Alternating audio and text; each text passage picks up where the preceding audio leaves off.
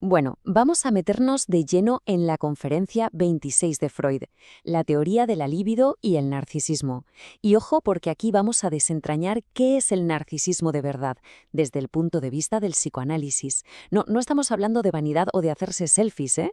Vamos a ver cómo este concepto fue literalmente la pieza que faltaba para resolver un puzzle enorme sobre la mente humana. Y es que el misterio era potente. Los primeros psicoanalistas se encontraron con un enigma tremendo al tratar a pacientes con psicosis. Veían que su energía libidinal, vamos, su capacidad para amar, para conectar, simplemente parecía haberse esfumado del mundo exterior. No la dirigían ni a personas, ni a cosas, a nada. Entonces, la gran pregunta era, ¿a dónde diablos se ha ido toda esa energía? ¿Acaso se evapora? Esta pregunta, tan simple en apariencia, de verdad que puso contra las cuerdas toda la teoría que tenían hasta ese momento. Vale, para que entendamos de verdad la que se lió con esa pregunta, tenemos que conocer un poco las reglas del juego de la época.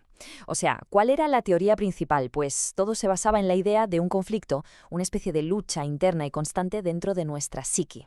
A ver, imaginemos que dentro de nosotros hay un campo de batalla con dos ejércitos enfrentados. Por un lado tenemos las que llamaban pulsiones yoicas, que básicamente son las que se ocupan de que sobrevivamos, de la autoconservación. Su munición, su energía era el interés. Y en el otro bando estaban las pulsiones sexuales, que buscan la satisfacción, el placer en los demás, en el mundo, y su energía es la famosísima libido. La idea era que la neurosis pues nacía del choque entre estos dos ejércitos, un modelo que, oye, no estaba mal, explicaba bastantes cosas, pero estaba a punto de encontrar su límite. Y ese límite, esa grieta en la teoría, era precisamente la psicosis. A ver, el modelo este del conflicto entre interés y líbido funcionaba bastante bien para explicar las neurosis, las de toda la vida. Pero se quedaba totalmente corto, no sabía qué decir ante los casos más graves, como la que llamaban demencia precox, que es lo que hoy conocemos más o menos como esquizofrenia. Fue un analista, Carl Abraham, el que se dio cuenta de algo fundamental. Observando a estos pacientes, vio que su líbido no es que estuviera en conflicto con nada, es que se había retirado por completo del mundo. No había ni amor, ni odio hacia la gente o las cosas de fuera, solo indiferencia, una indiferencia abrumadora.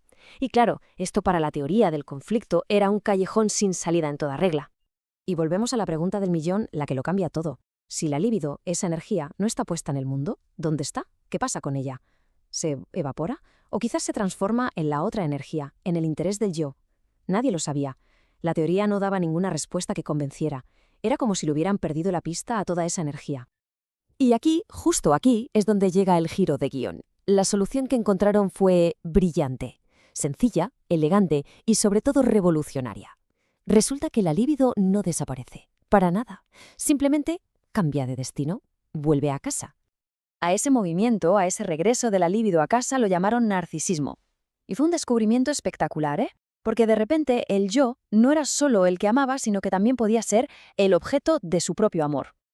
Toda esa energía libidinal que antes iba hacia afuera, hacia el mundo, ahora se volvía hacia adentro, se invertía en uno mismo. Y esto de golpe no solo explicaba la indiferencia, sino que también daba sentido a cosas como el delirio de grandeza. Claro, es un yo que está, por así decirlo, inflado con toda esa libido que ha vuelto. Para que nos hagamos una idea más clara, Freud usó una analogía que es genial. Pensemos en una ameba, ese bichito unicelular. ¿Qué hace? Extiende partes de sí misma, los pseudópodos, para alcanzar cosas, para moverse. Pues bien, de una forma muy parecida, nuestra libido se extiende como esos pseudópodos hacia las personas y las cosas que nos importan, que amamos. Pero, igual que la ameba puede recogerlos y volver a ser una bolita, nosotros también podemos retirar esa libido del mundo y replegarla de nuevo sobre nuestro yo. Y aquí es donde la cosa se pone todavía más interesante, porque este concepto, el narcisismo, no solo sirvió para resolver el caso de la psicosis, que va, de repente se convirtió en una llave maestra para entender un montón de situaciones de la vida de cualquiera. O sea que el narcisismo no es solo algo de la enfermedad, es un estado al que todos, absolutamente todos, volvemos una y otra vez. Pensemos en ese movimiento, ese ir y venir de la libido en el día a día. Por ejemplo, cuando alguien se pone enfermo. ¿A que sí, que el mundo exterior como que deja de importar? Toda la atención, toda la energía se centra en el dolor, en el malestar. Pues eso, es un repliegue narcisista del libro. El enamoramiento, en cambio, es justo el movimiento contrario. ¡Pum!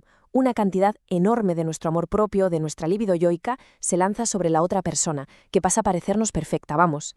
Y cada noche, al irnos a dormir, hacemos el repliegue más total que existe. Volvemos a un estado de narcisismo completo.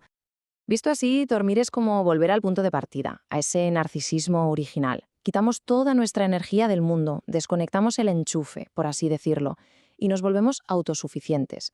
El yo se basta y se sobra, como si volviera a ese estado de la vida intrauterina. Y, pensándolo bien, esto podría explicar por qué dormir nos repara tanto, ¿no? Es como si pusiéramos a cargar las baterías internas, una recarga completa de energía, en nosotros mismos. A ver, un momento, que aquí hay que hacer una aclaración súper importante para no liarnos, porque hoy en día usamos narcisista y egoísta casi como si fueran lo mismo, pero para esta teoría no son exactamente lo mismo. Vamos a verlo fácil. El egoísmo es buscar el propio provecho, la utilidad. Es lo práctico, lo que siempre está ahí, ¿no? Siempre miramos por lo nuestro. El narcisismo, sin embargo, es otra cosa. Es como el extra libidinoso de ese egoísmo. No va de utilidad, va de satisfacción, de placer. Y esta es la parte que cambia, la parte variable. Porque se puede ser muy egoísta y a la vez poner un montón de líbido en otras personas.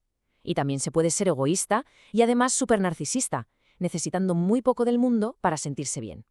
Al final, si lo pensamos, toda esta teoría nos dibuja una tensión que es casi poética, una tensión fundamental en la vida de cualquiera.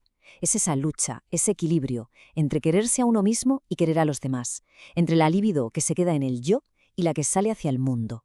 Y para ilustrar justo esta tensión, Freud se apoya en Goethe, nada menos. Escuchen. Pueblo y siervo y vencedor confiesan en toda edad. La dicha mayor del hombre es la personalidad. Esto, claro, es la voz del narcisismo, la idea de que la felicidad máxima está en uno mismo, en ser quien se es. Es la celebración del yo en estado puro. Y remata con estos otros versos. Si uno mismo no se falta, cualquier vida es llevadera. Si en ser quien es no desmaya, no importa que todo pierda. Es una idea potente, ¿verdad? Mientras uno se sea fiel, lo demás es secundario. El narcisismo como un refugio, como una fuente de fuerza. Pero claro, como ya hemos ido viendo, esta es solo una cara de la moneda. La vida al final es un baile constante, un vaivén entre refugiarnos en esa fortaleza interior y atrevernos a poner nuestra energía, nuestra libido, ahí fuera, en el mundo. El gran reto, quizá, sea encontrar el equilibrio en ese baile. Y la pregunta que nos deja todo esto en el aire es, ¿en qué punto de ese baile se encuentra cada cual en este momento?